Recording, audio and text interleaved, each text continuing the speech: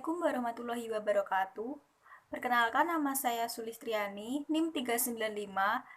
Saya dari kelompok 6 akan mempresentasikan tentang hak cipta, hak paten, dan hak merek. Pengertian dari hak cipta adalah hak yang mengatur karya intelektual di bidang ilmu pengetahuan, seni, dan sastra yang dituangkan dalam bentuk yang khas dan telah dituangkan dalam wujud tetap. Dengan kalimat lain adalah hak cipta adalah hak eksklusif bagi pencipta atau penerima hak untuk mengumumkan atau memperbanyak ciptaannya, atau memberi izin untuk itu dengan tidak mengurangi pembatasan menurut peraturan perundang-undangan yang berlaku. Definisi hak cipta menurut pasal 1 ayat 1 Undang-Undang Hak Cipta Nomor 19 Tahun 2002, hak cipta adalah hak eksklusif bagi pencipta atau penerima hak untuk mengumumkan atau memperbanyak ciptaannya atau memberi izin untuk itu dengan tidak mengurangi pembatasan menurut peraturan perundang-undangan yang berlaku.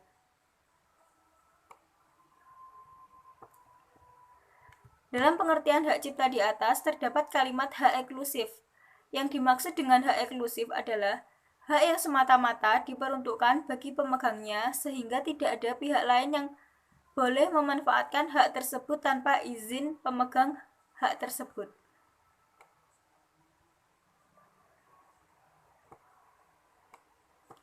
Dalam pasal 2 ayat 1 Undang-Undang Hak Cipta Nomor 19 Tahun 2002 terkandung 3 hak khusus, yaitu yang pertama, hak untuk mengumumkan ciptaan, yang kedua, hak untuk memperbanyak ciptaan, dan yang ketiga, hak untuk memberi izin. Dasar hukum hak cipta.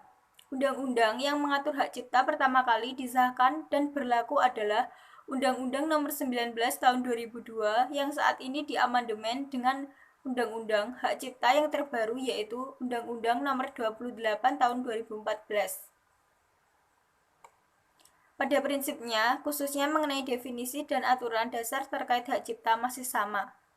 Namun, ada beberapa poin yang mengakomodir aspek-aspek sebelumnya yang belum tercakup dalam undang-undang yang lama.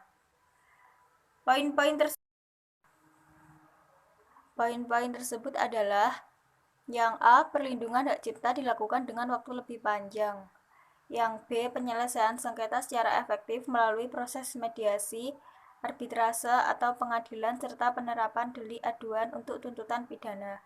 Yang C. Pengelola tempat perdagangan bertanggung jawab atas tempat penjualan di pusat tempat perbelanjaan yang dikelolanya. Yang D. Hak cipta sebagai benda bergerak tidak terwujud dapat dijadikan objek jaminan. Yang E. Menteri diberi kewenangan untuk menghapus ciptaan yang sudah dicatatkan apabila ciptaan tersebut melanggar norma agama, norma susila, ketertiban umum, pertahanan dan keamanan negara, serta ketentuan peraturan perundang-undangan. Yang F. Pencipta pemegang hak cipta, pemilik hak terkait menjadi anggota lembaga manajemen kolektif agar dapat menarik imbalan atau royalti. Poin 3 yaitu karakteristik dan syarat hak cipta. Karakteristik hak cipta: 1. Perlindungan diberikan bukan terhadap ide, melainkan terhadap ekspresi dari ide tersebut. 2. Perlindungan diberikan pada saat karya itu lahir atau dipublikasikan. 3. Tidak memerlukan pendaftaran. Syarat hak cipta: 1. Fiksasi diwujudkan dalam format yang nyata. Diwujudkan dalam format yang nyata. Orisinil, karya asli pencipta tanpa adopsi karya orang lain. 3. Kreativitas minimal, tidak hanya mewujudkan namun mampu. Kemampuan intelektual harus tentang di dalam ciptaan itu. 4. Objek atau lingkup perlindungan hak cipta. Objek atau lingkup perlindungan hak cipta dalam bidang ilmu pengetahuan, seni, dan sastra ditunjukkan oleh tabel berikut ini di bawah ini. Pengertian hak paten. Hak paten adalah suatu hak yang diberikan kepada pihak yang menemukan hal untuk menjual, membuat, atau mengawasi penemuannya selama jangka waktu tertentu, umumnya selama 17 tahun. Hak paten ini dapat digunakan sendiri atau diserahkan kepada pihak lain dengan suatu perjanjian. Dasar hukum hak paten. Dasar hukum hak paten sudah sangat lengkap dijelaskan dalam Peraturan Undang-Undang Hak Paten Nomor 14 Tahun 2001. Dalam undang-undang yang disusun pemerintah tersebut, tertulis bahwa pengajuan hak paten atas suatu invensi atau penemuan memiliki syarat yang perlu dipenuhi. Suatu invensi tidak dapat dengan mudah diajukan hak patennya jika invensi tersebut tidak benar-benar murni dari hasil penemuan yang dimiliki inventor. Penemuan tersebut juga tidak bisa dipatenkan jika tidak memiliki nilai ekonomis yang tinggi, tidak dapat diproduksi secara massal, dan penemuan tersebut tidak bersifat umum atau mudah ditemukan.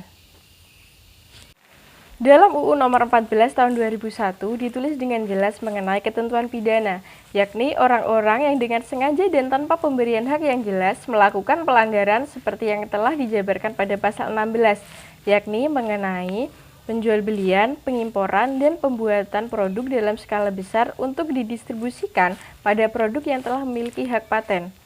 Akan diberlakukan tindak pidana penjara paling lama 4 tahun dan atau denda sebanyak 500 juta.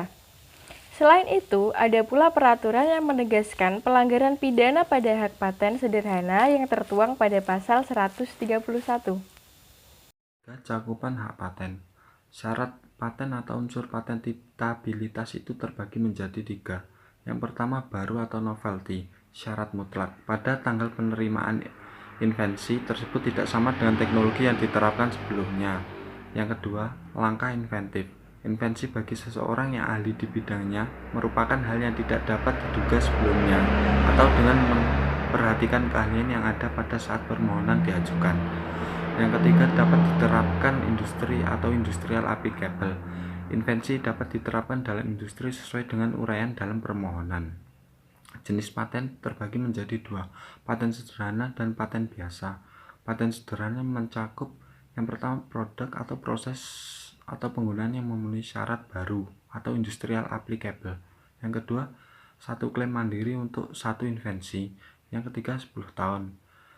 Selanjutnya, paten biasa mencakup yang pertama, paten dari suatu atau beberapa invensi namun menjadi satu kesatuan invensi. Yang kedua, 20 tahun.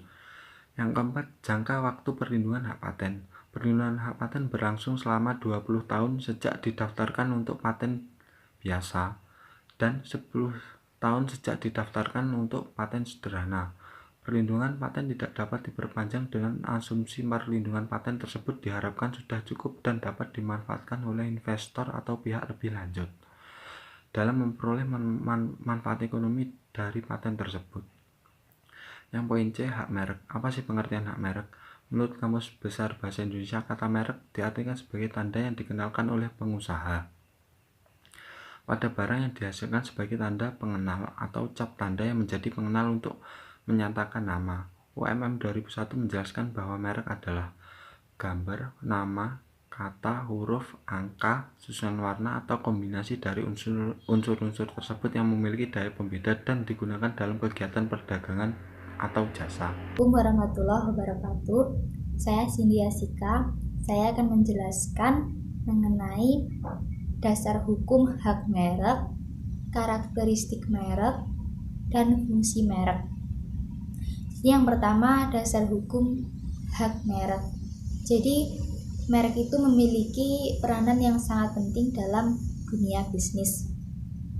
Untuk itu, diperlukan penyempurnaan undang-undang merek itu sendiri, yaitu Undang-Undang Nomor 19 Tahun 1992 atau dalam Lembaran Negara Tahun 1992 Nomor 81, sebagaimana diubah dengan Undang-Undang Nomor 14 Tahun 1997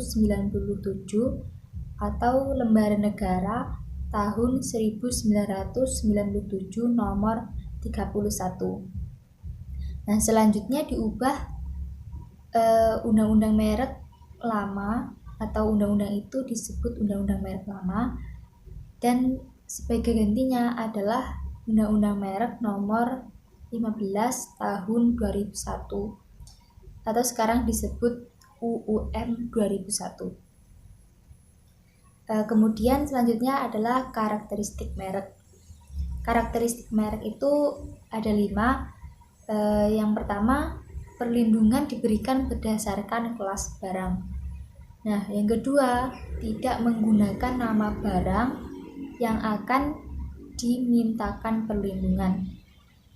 Yang ketiga, tidak melanggar kesusilaan. Yang keempat, tidak menggunakan kata yang generik.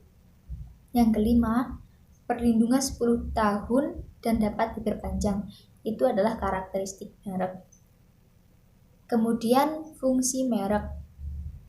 Fungsi merek itu sendiri ada 4. Yang pertama, sebagai daya pembeda dengan produk lain.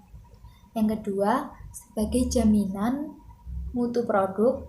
Yang ketiga, sarana promosi untuk dikenal masyarakat. Dan yang terakhir, menunjukkan asal-usul barang. Demikian penjelasan yang dapat saya sampaikan. Terima kasih. Wassalamualaikum warahmatullahi wabarakatuh.